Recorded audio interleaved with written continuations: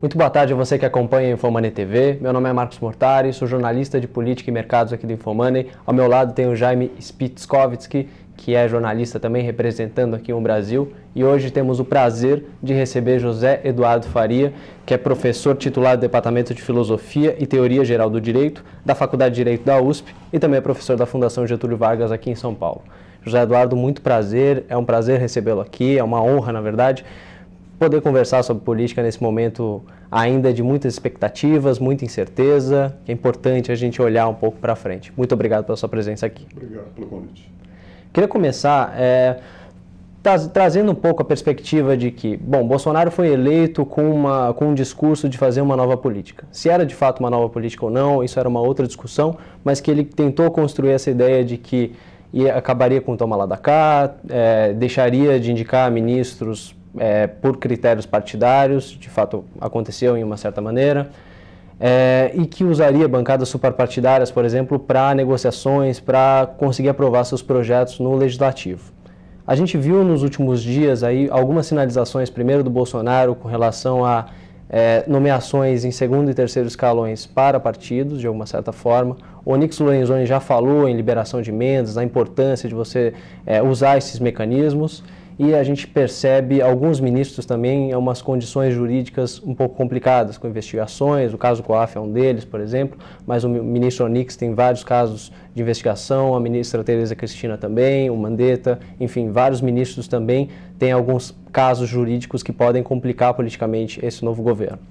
A pergunta que eu faço é, na verdade, até onde pode ir essa flexibilização do que foi prometido na campanha e o que tem que ser entregue agora no momento, e como isso pode afetar as condições de governo do Bolsonaro, olhando no horizonte um pouco do mandato completo? Olha, uma coisa é campanha, e aí você tem promessa e tem discurso. Outra coisa é, depois da posse, a apresentação de um projeto de poder. A formulação de um projeto de poder e um conjunto de políticas públicas para implementar esse projeto de poder. O que você verifica é que o presidente, tudo indica que não consegue desenvolver um projeto de poder. Ele tem algumas palavras de ordem, essas palavras de ordem não se comunicam umas com as outras, não formam um todo orgânico, e com isso ele acaba se perdendo em iniciativas que vão comprometendo o capital político dele, sem em momento algum sinalizar o seu projeto de poder. Veja, quer dizer, ele mexe com a questão das armas sem perceber que por trás disso existe uma questão de segurança pública e a necessidade de uma política de segurança pública. Ele mexe com a questão da escola sem partido e coloca um ideólogo no Ministério da Educação, sem perceber que o problema hoje não é a ideologia, mas é a formação de capital humano em função de um processo crescentemente acelerado de transformação tecnológica. Ao mesmo tempo, você começa a discutir questões relativas a gênero e começa a fazer com que a sociedade, vamos dizer, perceba que o presidente é muito mais alguém que faz uma série de comentários como se fosse um senhor aposentado num bar às 11 horas da manhã numa cidade do interior, e não necessariamente alguém que tem uma visão de poder. Quer dizer, você pode discordar do Lula ou pode concordar com Lula, pode discordar do Fernando Henrique, concordar com o Fernando Henrique. Tinha um projeto de poder quando assumiram. Em 15 dias de mandato já sinalizavam para o mercado, já sinalizavam para a sociedade o que se poderia esperar dos seus respectivos governos. Desse governo, se nós pararmos para olhar e pensar com todo cuidado, o único núcleo do governo que de fato avançou foi o núcleo do superministro de Economia, Paulo Guedes. Mesmo assim, não apresentou até o momento o que ele quer como a reforma da Previdência e já se desgastou dizendo que, se não der certo a reforma da Previdência, ele tem um plano B. Quer dizer, de alguma maneira, quando um ministro assume um plano B antes de apresentar o plano A, é porque, evidentemente, esse governo tem alguma dificuldade operacional. Isso me assusta. Agora, professor, quais são as chances de aprovação de uma reforma da Previdência, que, ao que tudo indica, é a grande boia de salvação desse governo, ou, pelo menos, a capacidade ou a condição dele de ganhar mais fôlego e mais musculatura política? Existe uma tradição nos meios políticos, quer dizer, quem faz literatura, quem faz análise comparada, vai perceber isso, que é uma espécie de graça que o Legislativo dá nos primeiros 6 meses, no primeiro ano de mandato. Se nós olharmos bem, quer dizer, o Macron na França teve uma série de projetos importantes e conseguiu aprová-los. O Macri, aqui na Argentina, teve uma série de projetos importantes, conseguiu aprovar. é preciso que você tenha esses projetos e, num primeiro momento, percebe-se que o parlamento, com alguma resistência, com jogo de cena dos partidos de oposição, mas que o parlamento aprovaria essa reforma. Agora, primeiro, o governo está atrasado na definição desse projeto de reforma. Permitiu que os militares abrissem vamos dizer, uma brecha dizendo, para nós não, vale para a sociedade, vale para quem não é militar. Ao mesmo tempo, o presidente se atrapalhou dando entrevistas e falando sobre coisas em que ele não entende. Ou seja, ele está derretendo o capital político. Acho que ainda existe, sim, a possibilidade de se aprovar esse projeto. Mas ele precisa melhorar a qualidade da sua articulação política, precisa, a meu ver, fazer uma revisão. É muito curioso isso, quer dizer, tem 15 dias de mandato, 18 dias de mandato, ele vai ter de fazer uma revisão muito mais rápido desse ministério do que se imagina. O ministério não é operacional, não está se revelando operacional. Isso pode, eventualmente, comprometer aquilo que será a grande dependência que ele tem para chegar ao fim do mandato, que é a reforma da Previdência. O senhor falou de projeto de poder, na verdade a ausência de projeto de poder no caso desse governo. Como que ele vai ser construído, levando em conta também os processos decisórios que ainda não estão claros, né, de como que a decisão é tomada dentro daquela estrutura que foi montada? Qual que é a sua avaliação? Bom, primeira coisa, quer dizer, você tem um ministério que não é orgânico. Você tem um grupo, que é o Posto Ipiranga, o Superministério da Economia, dirigido por um profissional que entende das coisas. Mas você vai olhar, não é, alguns ministros que compõem o núcleo ideológico, esses ministros têm tido dificuldade de entender o funcionamento de Brasília. Quer dizer, esse ministro da Educação nunca ocupou um cargo público no sentido de gestor.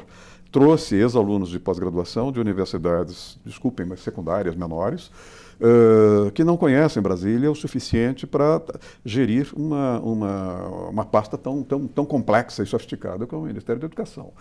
Você tem aí, também no núcleo ideológico, as dificuldades que estão sendo criadas por essa ministra que surpreende a nação com frases absolutamente absurdas e, ao mesmo tempo, o próprio ministro das Relações Exteriores, que não segura o governo em algumas decisões que são absolutamente fundamentais. Por exemplo, a questão da transferência de uma embaixada do Brasil, de Tel Aviv para Jerusalém, implica um risco econômico de falir todo o sistema do agronegócio em Santa Catarina em função das exportações de frango congelado, de proteína de um modo geral, para os países árabes. Não é? Você não consegue perceber no governo uma análise sistêmica de custo-benefício, de causa e efeito, do que está acontecendo, o que pode acontecer, etc, etc, etc. O que me parece é que é um governo rigorosamente perdido. A dúvida é saber, e aí vem a pergunta do Jaime, se ele tem uma capacidade de, vamos dizer, corrigir os seus próprios erros, aprender a se rearticular e obter essa reforma da Previdência, que é a condição sine qua non. Se ele fracassar na reforma da Previdência, nós vamos ter um regime precocemente, vamos dizer, enrijecido, e aí nós vamos olhar para esse calendário eleitoral com cuidado, a cada dia será uma agonia. Agora, professor, os defensores do governo argumentam que é muito cedo para já se demandar um grau de organicidade desse governo. A sua avaliação sobre esse tipo de afirmativa, e se o senhor poderia comparar com a largada do governo FHC e do governo Lula, para que a gente pudesse ter uma visão histórica desses primeiros momentos de governo na era democrática? Eu posso até, pelo fato de ter sido repórter político, ao mesmo tempo em que sou acadêmico, eu acompanhei posses, cobri posses e durante muito tempo eu cobria Brasília. Quer dizer, eu ia a Brasília regularmente para Congresso e minha base era o Congresso, mas avaliar os governos no tempo da ditadura militar. Então, quando eu pego a minha memória e faço uma comparação, você começa percebendo que alguns governos militares, como o governo Geisel, começou claramente com sentido de poder, claramente com personagens escolhidas para cargos estratégicos e personagens escolhidas para acordos políticos.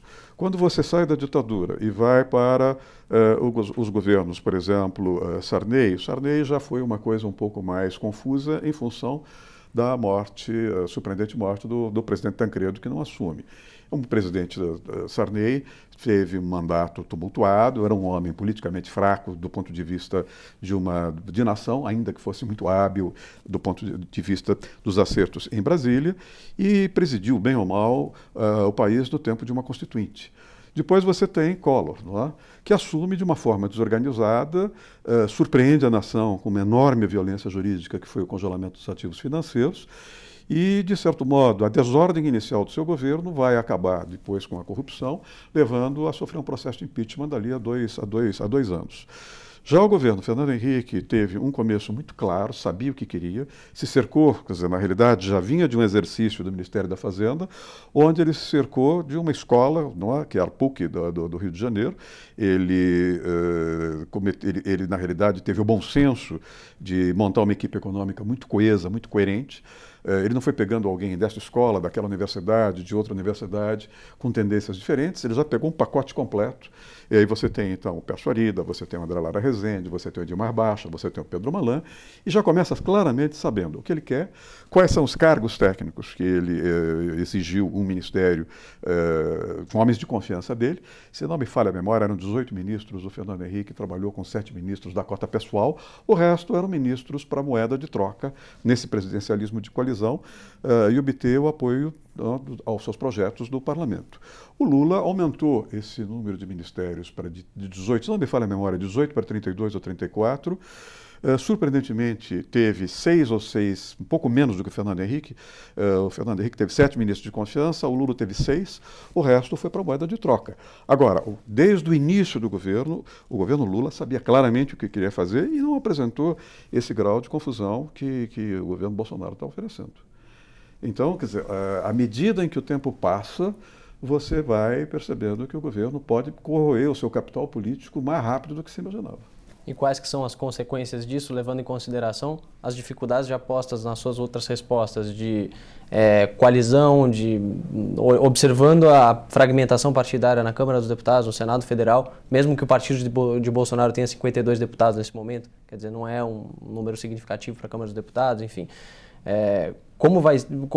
Quais são as alternativas para ele construir uma governabilidade, sendo que a gente já observa, pelo menos em algumas pesquisas, que essa lua de mel tem prazo de validade. Quando você olha a perspectiva econômica da própria sociedade, com relação à expectativa de melhora da economia, é bem menos otimista do que a expectativa com relação ao governo. Ou seja, em algum momento essa equação vai cobrar seu preço. Isso pode ser muito caro. Exato. Como essa conta fecha, professor? Eu acho que essa conta, eu não quero ser pessimista excessivamente. Eu costumo dizer aos meus alunos que eu sou cético, um pessimista racional. Um dos fundadores da sociologia, um dos pais da sociologia, Max Weber, se apresentava como um cético, um pessimista de razão, não é? Fazendo uma análise fria e objetiva. Se você olhar, você vai perceber que, primeiro, o presidente Bolsonaro, com 28 anos de Congresso, nunca foi alguém que primou pela sua capacidade de negociação, sempre integrou o baixo clero e sempre foi alijado das grandes decisões da Câmara, do Parlamento de um modo geral. Quando assume, se nós olharmos, vai escolher parlamentares do segundo time de Brasília, a começar pelo seu chefe da Casa Civil, Onyx Lorenzoni, que não tem, vamos dizer, a respeitabilidade das grandes lideranças tradicionais do próprio parlamento. Eu acho que é estarrecedor o fato de que o presidente tem escolhido para líder do seu governo na Câmara, primeiro, um deputado em primeiro mandato, absolutamente desconhecido, eleito nessa, vamos dizer, onda bolsonarista e que pertence a um partido que não tem história, que não tem trajetória, que é o partido do presidente. E que tem como curiosidade a origem militar, é um major, não é? Então, é mais um militar, ainda que seja um militar do médio oficialato, do baixo oficialato, mas que vai, sem nenhuma experiência, ter de enfrentar os principais líderes dos partidos e, vamos dizer, ter uma negociação, não apenas na Câmara dos Deputados, mas bem ou mal, em algum momento terá de conversar com os senadores, onde você imagina que você tem ali senadores de um lado como Renan Calheiros, você tem deputados como Rodrigo Maia, e você tem um sujeito que tem de Brasília mesmo como deputado duas semanas de mandato. Quer dizer, como é que você pode esperar que essa articulação do governo na Câmara, por meio do seu líder, que é um homem absolutamente desconhecido, sem preparo político, que vem dos meios militares, ainda que aposentado, como é que você pode esperar um mínimo de racionalidade e eficiência? Desculpa. No que diz respeito a essa questão dos militares, desse excesso de militares no Ministério, a nomeação também de Sérgio Moro para ocupar um ministério que foi também inflado de uma certa forma, já era um ministério hiper relevante, mas que abraçou de novo as pautas de segurança pública. Isso tem alguma indicação de governabilidade também? Alguma estratégia? Bom, você tem aí a estratégia, primeiro, foi uma estratégia muito hábil, quer dizer, até o momento o que eu fiz aqui são críticas ao presidente, mas quando ele escolhe o juiz Sérgio Moro, talvez tenha sido um dos seus principais acertos, quer dizer, ele trouxe para o governo legitimidade, ele trouxe para o governo respeitabilidade, ele trouxe para o governo um homem que tem um profundo conhecimento técnico do ponto de vista do funcionamento das instituições jurídicas e tem uma característica que eu tenho chamado muito a atenção em algumas entrevistas. Tanto o Moro quanto a Força-Tarefa de Curitiba, da Procuradoria-Geral da República, em algum momento eles passaram por uma experiência no exterior e essa experiência foi em universidades americanas e inglesas e essas universidades são universidades que praticam o que a gente chama de uma common law e o Brasil vem de uma tradição do direito romano. Toda a legislação do direito penal econômico internacional de 1985 para cá, patrocinada pelas reformas do Banco Mundial ou pela Organização para a Cooperação do Desenvolvimento Econômico, vieram dentro de uma arquitetura de uma common law. Ou seja, que o Sérgio Moro representa um direito penal econômico novo, moderno, numa economia globalizada, em mercados transterritorializados. Isso confere ao governo respeitabilidade, não é por acaso que ele está levando a Davos o Sérgio Moro como uma das principais estrelas, ele e o Paulo Guedes, como uma das principais estrelas da delegação brasileira na Suíça a partir de segunda-feira. O problema é saber qual é, primeiro, a autonomia que o Sérgio Moro poderá ter.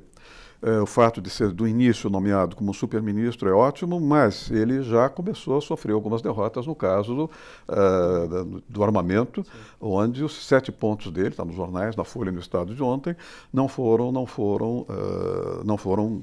selecionados pelo presidente. Segundo, mais hora menos hora, esse Ministério da Justiça vai ter de começar a tomar uma série de medidas, e ele, Moro, pessoalmente, pela sua trajetória, vai ter de tomar uma série de medidas, e essas medidas, que são medidas anticorrupção, em algum momento poderão ter como alvo os seus colegas de ministério. Você mesmo mencionou que o deputado Onyx Lorenzoni tem aí, terá problemas com a justiça. Não é preciso ir muito longe. O presidente da República tem um filho com problemas na justiça, o senador, hoje deputado, o senador Flávio Bolsonaro. Quer dizer, nesse momento, como é que se portará um homem como Sérgio Moro? Ele, não sei se o termo é um termo correto, ele poderá peitará o presidente da República, e aí ele se torna um homem disfuncional no âmbito palaciano, ou ele, de alguma maneira, acata e respeita o fato de uma pessoa sobre a qual paira uma denúncia grave, não é, de transferência de dinheiro de uma forma absolutamente ilegal, se ele se cala e perde a sua autoridade moral. É uma posição muito difícil do juiz Sérgio Moro, do ministro Sérgio Moro. Aliás, professor, a gente consegue talvez ver 3 grandes polos de poder nesse governo. Sérgio Moro, Paulo Guedes e os militares. Talvez haja outros, até se o senhor quiser nomeá-los. O presidente Jair Bolsonaro tem o perfil de capacidade de articulação, que é a grande função de liderança de um presidente e administrar as contradições e as demandas de cada um desses polos? A trajetória dele sinaliza negativamente uma resposta à sua pergunta. Quer dizer, não tem capacidade. Surpreendentemente, quando você faz a comparação com Fernando Henrique, quando você faz a comparação com Lula, eles tinham essa capacidade. Segundo, como é que esses núcleos vão operar? O núcleo dos militares é um núcleo que tem uma certa homogeneidade a partir de um viés estamental. Quer dizer, não estou discutindo aqui a visão de poder que eles têm, mas todos falam a mesma linguagem, todos têm o mesmo espírito de corpo, todos têm a mesma noção dos seus valores corporativos. Só que todos são generais. Durante algum tempo, está nos jornais de hoje também, os militares, o alto oficialato brasileiro, não imaginava o Bolsonaro chegar à presidência da República e general bater continência para um capitão. Passado o incômodo, nós percebemos que há um número bastante excessivo para um país que já teve uma ditadura há alguns anos atrás, há 30 e poucos anos atrás, de militares no governo. E aí a pergunta é, esses militares são homens que o presidente Bolsonaro escolheu a dedo e tem autoridade e liderança política sobre eles, ou na realidade o que está acontecendo é um processo inverso de captura? Quer dizer, a corporação militar, percebendo que é um presidente fraco, mas que coloca o nome dos militares no exercício do poder, o que pode trazer crises institucionais, nós militares preferem, portanto, de certo modo, tutelá-lo. Essa é uma questão. A segunda questão é a questão do núcleo ideológico. Quer dizer, esse núcleo ideológico é o que especificamente? Quer dizer, até o momento é um retrocesso, não é? É pré-civilizatório, é quase medieval. Em terceiro lugar, existe aí uma questão que nós não estamos discutindo nesse programa. É o papel dos filhos do presidente. Quer dizer, os filhos estão falando muito, os filhos têm mandato, mas são mandatos em outro parlamento, em outro poder, que é o legislativo. E, de repente, você começa a perceber que um dos filhos fala como se ele fosse o responsável pela política externa. Um dos filhos fala como se fosse o responsável pela comunicação. O outro foi atropelado por um caso absolutamente, vamos dizer, de corrupção. Não é? Então, como é que vai se comportar o presidente do ponto de vista da unidade do seu governo? A sua trajetória é a trajetória de um outsider. Nunca foi, não sei se a expressão é forte, mas nunca administrou sequer uma quitanda. Não é? É alguém que, de certo modo, também não teve um comportamento muito funcional quando a saída dele do Exército mostra isso. E como deputado, um deputado, como eu disse, sempre primou por ter uma postura antissistema. Se você olhar alguns depoimentos, é interessante, a gente, como frequenta um jornal diariamente, às vezes eu vou a esse arquivo e pego documentos, pastas do funcionamento do Congresso nos últimos 30 anos, você vai sentir que tinha um deputado muito disfuncional, muito agressivo, chamado Jair Bolsonaro. Se você olhar o diário da presidência do presidente Fernando Henrique Cardoso, eu recentemente, no fim de ano, tive o cuidado de pegar os exemplares que foram já publicados, tem um que vai ser publicado agora, e você vai no índice e procura Jair Bolsonaro, você vai perceber que todas as referências que o Fernando Henrique faz ao Jair Bolsonaro era aquele obscuro deputado disfuncional, agressivo, desnecessariamente agressivo, incapaz de construir um diálogo que conduza a uma decisão minimamente consensual. Quer dizer, nós não temos uma base para fazer uma resposta afirmativa à sua pergunta. Saindo um pouco da questão do executivo, eu queria tratar um pouco da questão das relações entre os poderes, né? O judiciário, no último dia antes do recesso, teve mais uma decisão monocrática de um ministro que acabou sendo derrubada ao longo do recesso. Tivemos uma outra decisão agora também durante o recesso, dessa vez não tomada pelo presidente, mas por Luiz Fux, que está no exercício desse período de recesso, né? De plantão. E a gente passou por um momento de, cada ministro indo para um lado, essa fama dos 11 Supremos, o Supremo ingerindo sobre outros poderes. A gente teve essa própria decisão do Marco Aurélio sobre a questão da votação ser aberta ou não no Senado Federal, inúmeras decisões que colocavam bem esses conflitos entre os poderes. Quais são as perspectivas para essas relações entre o governo Bolsonaro e o Supremo Tribunal Federal, dadas essas condições, mas também levando em consideração a promessa de Dias Toffoli de tentar dar alguns passos atrás e alguns acenos positivos que ele já fez, vários acenos que ele já fez para o governo? Olha, durante muitos anos da minha vida, o judiciário foi meu objeto de pesquisa acadêmica. E por razões de vida acadêmica e de vida profissional, dos atuais 11 ministros, alguns são colegas meus de escola, colegas meus de carreira acadêmica. Um foi reprovado por mim, inclusive. O que eu quero dizer, em outras palavras... Pode mencionar quem é? Eu já mencionei em alguns programas, ele ficou de tal maneira desgastado que eu acho que é melhor não mencionar. Não é? O que eu quero dizer, em outras palavras, é o seguinte. Você tem uma corte que foi originariamente pensada, não é, a partir da realidade americana, ela é de inspiração americana, como órgão colegiado. E esse órgão, no fundo, foi cada vez mais assumindo nos últimos 10 anos, principalmente nos últimos anos dos governos do PT para cá, ele foi assumindo com personalidades indicadas por critérios um pouco desencontrados. Eu sou de uma época em que iam para o Supremo políticos de alto nível, desembargadores estaduais muito respeitados, professores catedráticos de direito, gente que, de certo modo, já chegava no Supremo com um certo brilho pessoal, independentemente de ser ministro. O que você começa a perceber nos últimos, eu vou um pouco mais, do grupo do Fernando Henrique para cá, não só do Lula, mas do Fernando Henrique para cá, é gente que vai para o Supremo para adquirir brilho, para adquirir prestígio.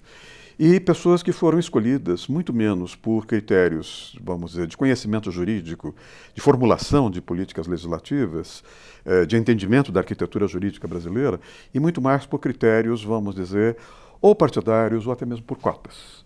Então você começa a perceber que você tem ministros muito fracos, você tem ministros que não conseguem ter uma certa coerência no que eles falam, alguns ministros não conseguem, em algum momento, dar 2 ou 3 decisões coerentes, essas decisões mudam conforme as circunstâncias políticas, de tal maneira que, no final, você tem 11, vamos imaginar que uma decisão seja tomada por 6-5, você não sabe, na realidade, se aqueles 6 votos vencedores partiram do mesmo argumento. Às vezes, são 6 votos que caminharam numa linha, mas com argumentos distintos. Como é que você tira dali uma espécie de um precedente e constrói, a partir dali, uma jurisprudência?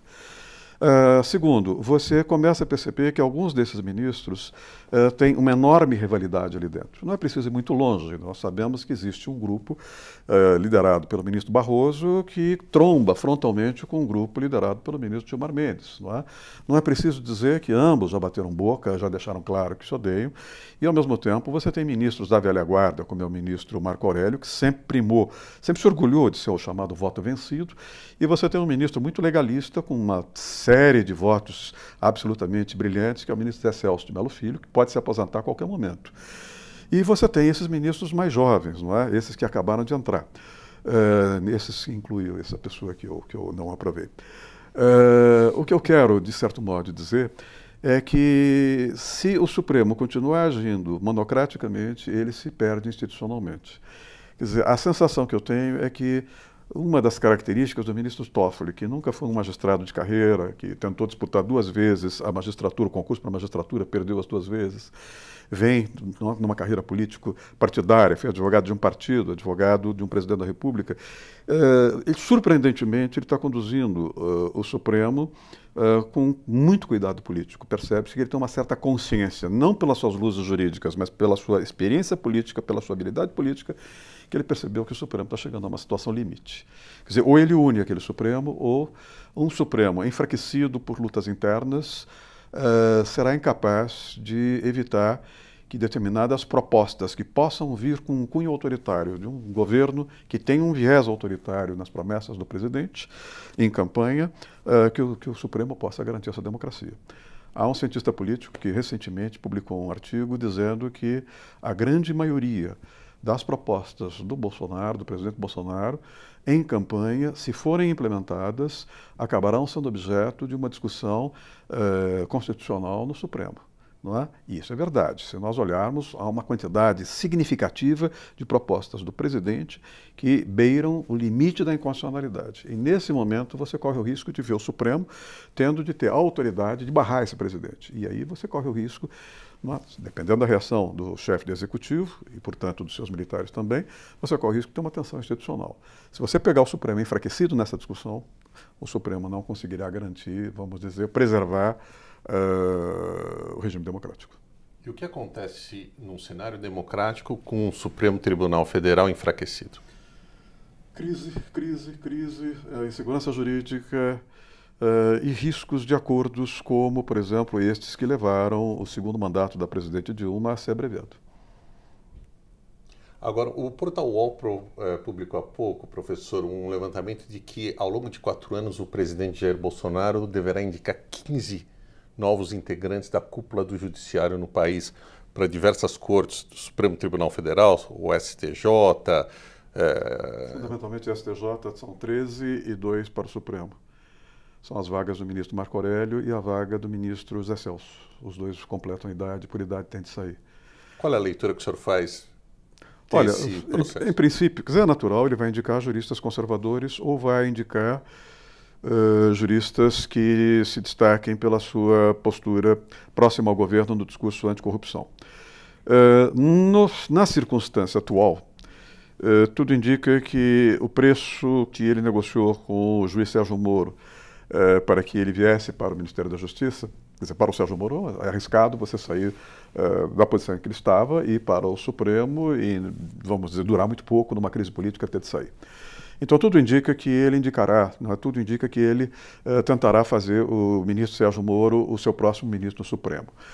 A minha dúvida é com relação ao segundo ministro. Se o segundo ministro será um perfil também à la Sérgio Moro, pode ser o Marcelo Bretas, tudo indica que o Marcelo Bretas irá para o Tribunal Superior, ou se ele indicará um ministro, como fez o Trump recentemente nos Estados Unidos, indicando um conservador, deixando de lado o discurso de corrupção, indicando um ministro que tem uma visão de mundo próxima do bloco ideológico do governo do Bolsonaro. Bloco ideológico em termos de alinhamento aos Estados Unidos, bloco ideológico em termos de gênero, bloco ideológico em termos de o que eles chamam de desaparelhamento da universidade, por aí vai. Eu não vejo ainda um jurista, vamos dizer, tão reacionário que possa ser indicado pelo presidente Bolsonaro nessa segunda vaga. Neste momento, o que se comenta muito é que um deles obviamente seria o Moro, e o outro seria um perfil à la Moro, e todo mundo menciona aí a presença do Bretas, que é esse juiz federal do Rio de Janeiro. Uhum. Por outro lado, há quem diga que ele deverá indicar o Bretas para o Superior Tribunal de Justiça, onde ele precisa vamos dizer, há uma necessidade no STJ de um juiz que, de certo modo, entenda as coisas do governo. O STJ é a última instância da Justiça Federal e uma parte significativa das questões fiscais passa pelo STJ. É importante que o ministro Paulo Guedes tenha, vamos dizer, acolhimento, seja ouvido pelo STJ e, portanto, eu diria que pode ser que o Bretas vá para o STJ. Então, por aí eu não vejo grandes problemas. O perfil é um perfil à la Moro ou um perfil conservador, excessivamente reacionário. Mas isso, de certo modo, vamos dizer, é menos traumático do que a gente está vendo no curto prazo na governabilidade do país. Pelas suas declarações, a gente fica com a impressão mesmo, clara, de que se fosse nesse momento, o Supremo não estaria preparado para ter que arbitrar tanta decisão constitucional que pode vir com esse governo. Como se preparar para esse cenário? E se eu interpretei corretamente também? Da mesma maneira como a sociedade está dividida, a universidade está dividida, a sociedade está dividida, eu publiquei um artigo outro dia no Estado, lembrando o velho sociólogo Max Weber, que no começo do século XX, olhando o começo da situação alemã, quer dizer, percebendo que as regras de democracia poderiam ser utilizadas por grupos autoritários para ganhar as eleições com base na regra de maioria e destruírem a democracia, então ele fazia uma análise dizendo: o que será da nossa experiência daqui para frente? Será a floração do esteio ou será uma noite polar, sombria, glacial, rude e sombria? Eu disse: olha, eu acho que será uma noite glacial, polar, rude e sombria. 2 dias depois, eu recebi uma penca de cartas de bolsonaristas me criticando duramente. O que eu quero dizer é que o Supremo está dividido. Mas a impressão que eu tenho é de que há um certo instinto de sobrevivência. Ninguém chega ao Supremo sendo ingênuo. Há um instinto de sobrevivência institucional dos ministros que compõem o Supremo. Há algum tempo atrás, como eu disse, eu conheço alguns ministros, um deles me disse em confiança, em off, o seguinte: olha, se nós soltarmos em algum momento próximo das eleições, por uma questão técnica, um habeas corpus, enfim, um mandado de segurança, o presidente Lula derruba as instituições. Quer dizer, ele é mais forte do que as instituições e em muito pouco tempo ele polariza o país e nós vamos ter uma enorme convulsão. Quer dizer, quando você vê um ministro dizer isso, e esse ministro é um ministro muito correto nas posições em que fala, você percebe claramente que ele está medindo, não é? Não apenas o direito, mas ele está usando na métrica as instituições e a ideia de segurança jurídica. Se você olhar, você vai perceber que, de alguma maneira, o próprio Supremo, está certo que o Supremo está em recesso, naturalizou a prisão do Lula, quer dizer, o que parecia algo que não duraria muito tempo, está lá, vai ficando, o impacto daquilo vai se diminuindo, etc, etc. A impressão que eu tenho é de que o Supremo tem uma certa consciência de que ele chegou a uma situação limite. Uma situação para além da qual ele, Supremo, tende a perder como instituição.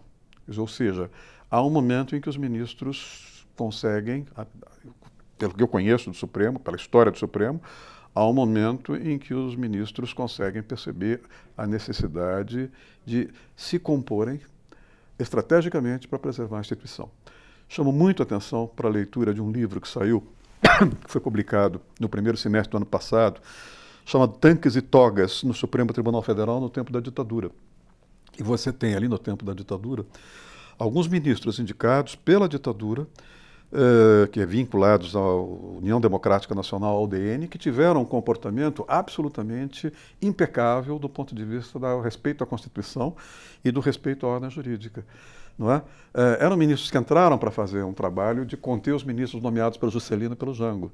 E esses ministros acabaram tendo um comportamento surpreendentemente legalista e tiveram um comportamento bastante, vamos dizer, importante quando, há 50 anos atrás, nós vamos completar isso recentemente, ou completamos recentemente, 3 ministros, Hermes Lima, Vitor Nunes Leal e Evandro Lins e Silva, foram caçados pela ditadura militar.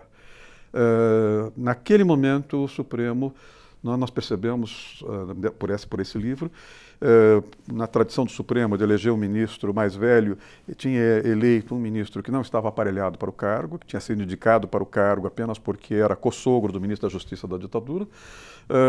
Aqueles deputados da UDN, vamos dar os nomes, Leomar Baleiro e Adalto Lúcio Cardoso, maquinaram por trás, e Oswaldo Trigueiro, para que ele renunciasse, assumisse e renunciasse à presidência do Supremo, porque não tinha envergadura política para o momento. O que eu quero dizer é que, surpreendentemente, nesse contexto, o presidente Toffoli está mostrando essa envergadura política, não jurídica, não tem conhecimento para isso. Eu acho que o Supremo poderá, a meu ver, ser a grande surpresa do ponto de vista do equilíbrio institucional, que é fundamental para que o país possa atravessar os próximos 4 anos. Aliás, ao longo da nossa conversa, professor, em vários momentos surgiu a palavra crise, em algum momento até citando um interlocutor seu, você usou a palavra convulsão. A pergunta que eu faço é se a democracia brasileira corre riscos. Olha, dependendo do ângulo, dependendo do tipo de análise que nós fizermos, a resposta pode ser sim ou não. Do ponto de vista do governo Bolsonaro, é um presidente da República que tem uma pauta, que como eu disse, conduz a uma série de projetos que, mais dia menos dia, esbarrarão no chamado controle concentrado da constitucionalidade que é feito pelo Supremo. E não nos esqueçamos que um dos filhos do presidente, numa das mais infelizes afirmações, disse que o Supremo pode ser fechado, eu não me lembro se por um major, um soldado e um cabo, não é? E num jipinho do Exército. Não é? Isso dá um pouco, quer dizer, a ideia do que esse pessoal tem do ponto de vista da sua visão de mundo.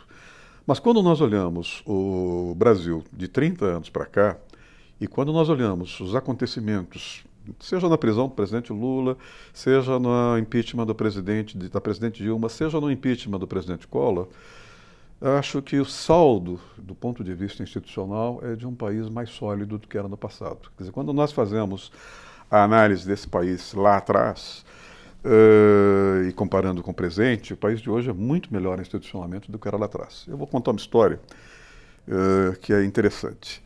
Eu sou uma das pessoas que participou da redação, eu fui apenas uma testemunha daquilo, mas enfim, da redação do pedido de impeachment do presidente Collor.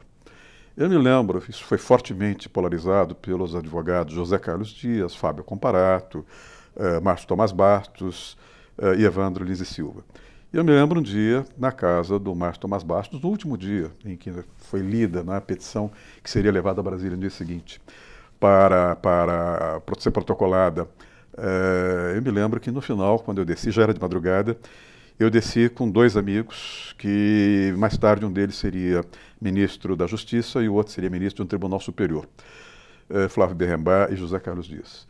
E a brincadeira nossa foi, bom, e se não der certo esse nosso pedido de impeachment, onde é que nós vamos nos exilar?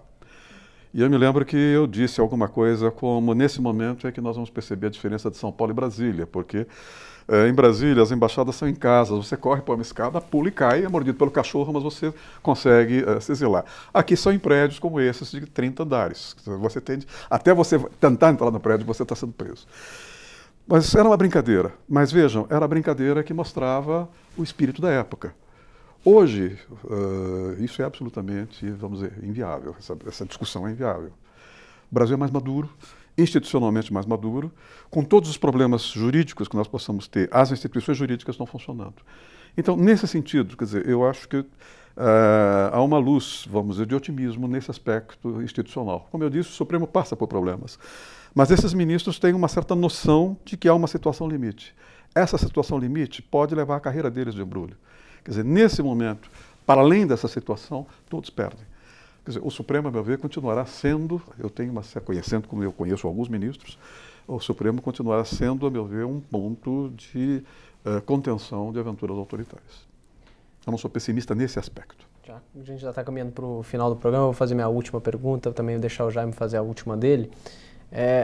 Lembrando da sua trajetória importante na educação, o senhor é professor já há muito tempo também, já participou, já ocupou cargos importantes nessa área. Como o senhor está vendo as perspectivas para esse campo durante esse governo, com as indicações feitas pelo atual ministro, enfim? Olha, eu sou de uma geração que viveu 68.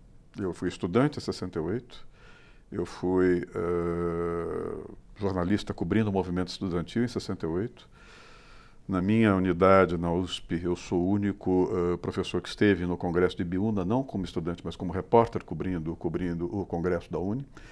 Acompanhei a Batalha da Maria Antônia, acompanhei algo que ninguém se lembra, mas que foi uma banca de doutorado na Faculdade de Economia, em que o presidente da banca era o então ministro, superpoderoso ministro da Fazenda, Delfim Neto. Ao lado dele, examinadores estavam Roberto Campos e Otávio de Gouveia de Bulhões, Dorival Teixeira Vieira e mais um outro professor, José Camargo, quando o Dirceu invadiu a universidade, invadiu o auditório, pôs o dedo no Roberto Campos, nariz do Roberto Campos, pôs o dedo no nariz do Bulhões e pôs o dedo no nariz do Delfim e transformou aquilo num discurso brutal. Delfim sorriu e saiu-se muito bem, ironicamente, maquiavelicamente. Roberto Campos tirou aquilo de letra, mas o Otávio Gouveia de Bulhões praticamente desabou depois daquilo. Eu venho de uma geração que acompanhou, não é, toda a cisão da universidade. Eu diria que o governo pode, eventualmente, levar a universidade a retroceder àquele espírito de uma, vamos dizer, de uma contundente rivalidade acadêmica, o que é absolutamente, vamos dizer, ruim para o governo, ruim para a sociedade, ruim para a universidade. Ruim para o governo porque ele vai criar uma briga desnecessária. Ruim para a sociedade porque vai radicalizar ainda mais uma sociedade que saiu das urnas polarizada. E ruim para a universidade porque nós começaremos a ter algo que ocorreu lá no passado. Eu vou dar um depoimento, estou dando um depoimento contando que na USP isso fica muito claro. Quando nós tivemos a cassação de, pelo menos foram 23, se não me falha a memória, professores cassados em 1969, em janeiro de 1969, com base no ato 5. Está se fazendo, daqui uma semana, isso vai fazer 50 anos. Quando nós olhamos, a justificativa oficial é de que os professores eram de esquerda. Conversando com esses professores, alguns dos quais cassados, que estão vivos e são muito amigos meus, nunca foram de esquerda e sempre, não é, me chamaram a atenção para algo que depois eu conversando com o outro, qualquer dia eu quero escrever melhor sobre isso, me contaram. Era uma briga política, ideológica, no Conselho Universitário da USP.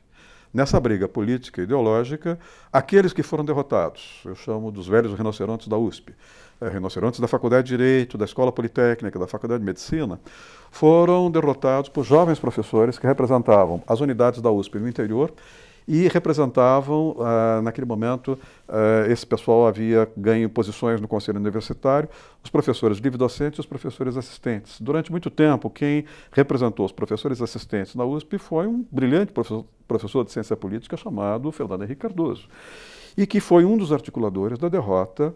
Eu não sei se essa derrota foi do Gami Silva ou do Alfredo Buzaide. Eu acho que foi do Alfredo Buzaide, de 1966, para a eleição da USP, do reitor da USP. E esses professores, em 69, não foram cassados por serem de esquerda, mas por vingança, por retaliação, por brigas do Conselho Universitário. E é isso que eu estou sentindo que pode ocorrer.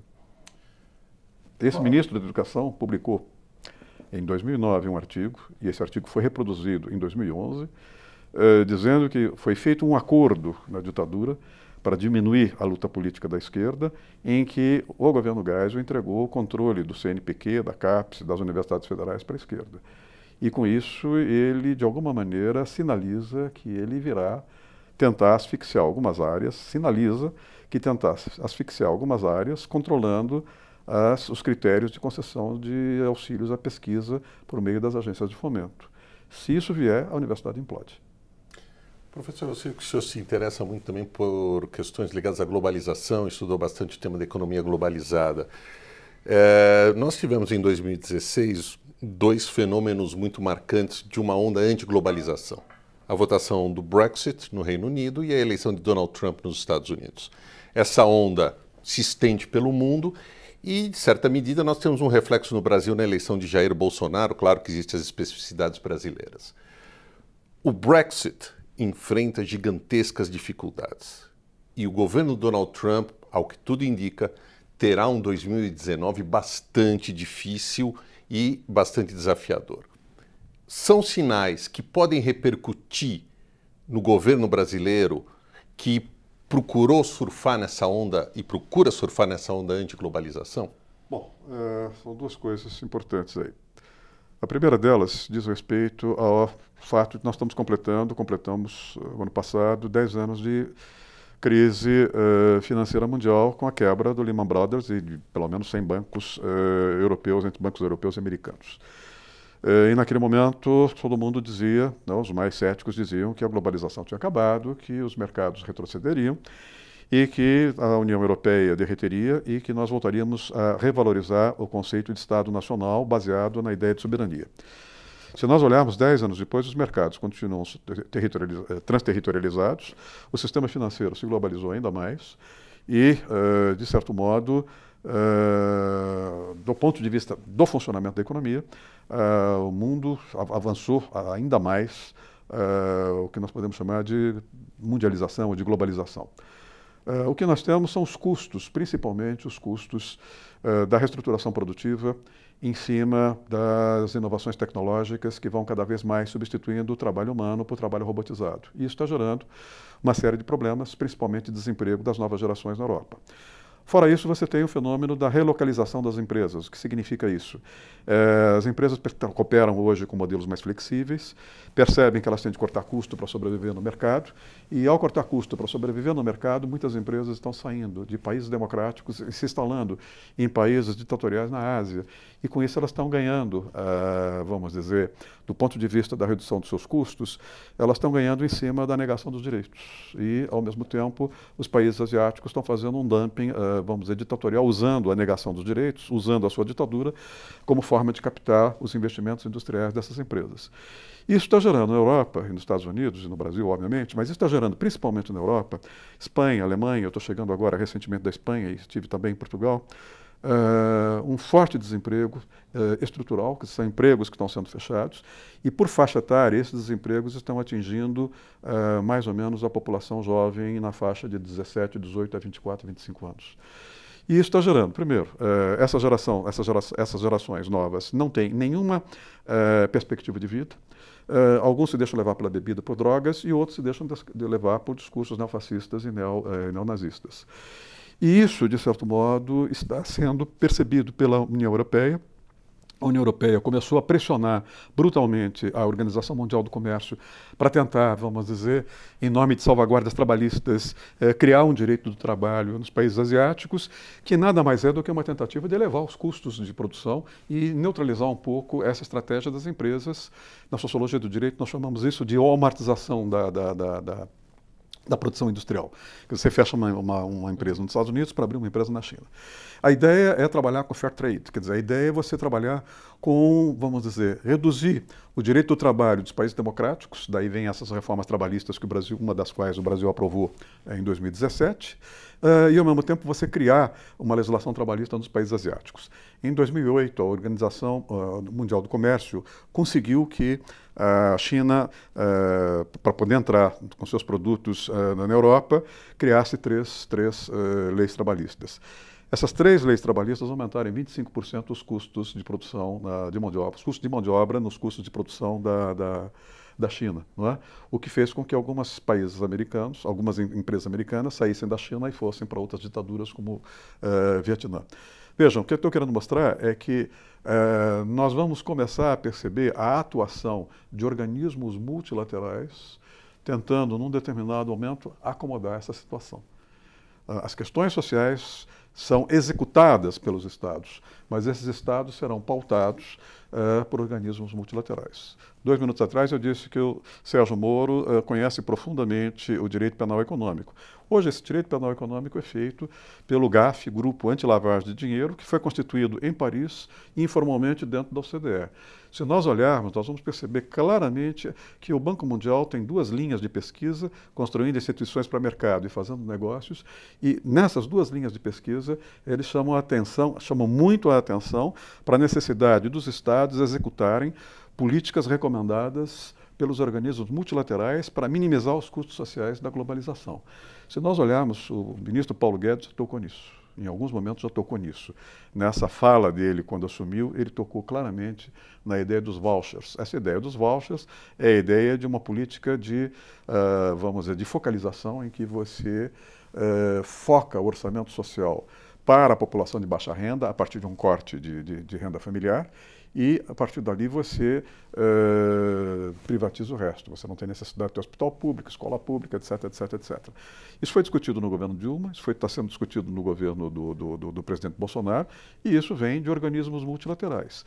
Pouquíssimas pessoas se lembram que na primeira semana, ou na primeira quinzena do governo do Lula, o Banco Mundial fechou o antigo Clube São Paulo, que é o palacete da dona Veridiana Prado, em frente ao Mackenzie, e transformou aquilo num seminário absolutamente fechado, com representantes do ex-governo que tinha acabado de passar o mandato, Fernando Henrique, com representantes do governo que havia assumido o mandato, Lula, com Dona Zilda Arnes, representando a Igreja Católica, com alguns banqueiros, um deles foi um banqueiro do Itaú na época, presidente do Conselho de Administração, Olavo Setúbal, para discutir essas questões.